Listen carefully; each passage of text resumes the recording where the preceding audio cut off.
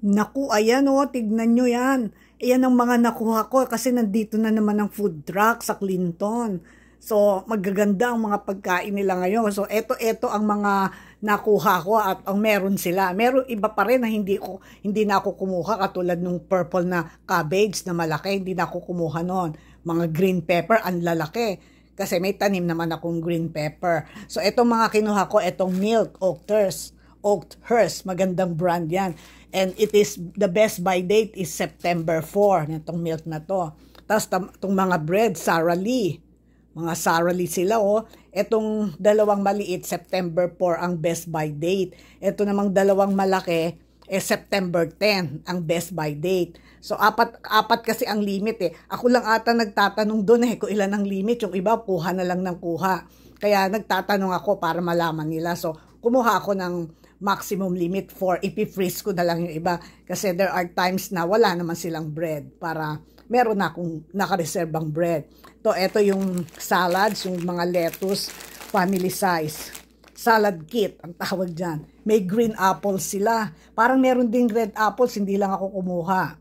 Yan, kumuha din ako niyan. Tapos dalawa lang kinuha ko sa malilit na cucumber. Kumuha rin ako ng mga onions. Although may onions ako, kailang pinapatuyo ko pa yung mga onions ko. So, kumuha lang ako ng mga 5. Lemon, kumuha lang ako ng 5. Meron din silang corn. Ayan, 6 ang limit. Nagtanong ako kasi yung tao sa harap ko, panay ang lagay sa bag ng mga corn. So, pinarinig ko, tinanong ko yung volunteer worker doon. O siya ata yung manager kung ilan ang limit. At sabi niya nga 6 for the corn. Yun, huminto na yung babae sa harap ko ng kalalagay sa bag niya ng corn. So, meron din grapes. Ayan o ako, sarap-sarap niya. Sana matamis. Yung seedless yan. Tsaka, ito pa, meron na naman peach. Tinatanong ko kung ilan ang limit. Hindi naman masagot ng volunteer worker. So, kumuha lang ako ng isa. Ayan. Ayan, ang daming magaganda ngayon. Pwede rin magbigay ng donation.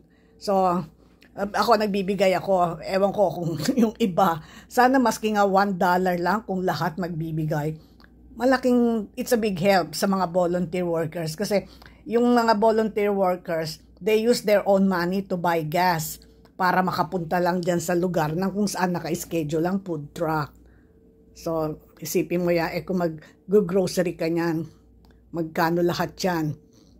Kaya, maski maliit lang na halaga, it's good to donate sa kanila. Pero libre yun, they are volunteers. Sila yung nagbibigay, nag-arrange ng mga yan.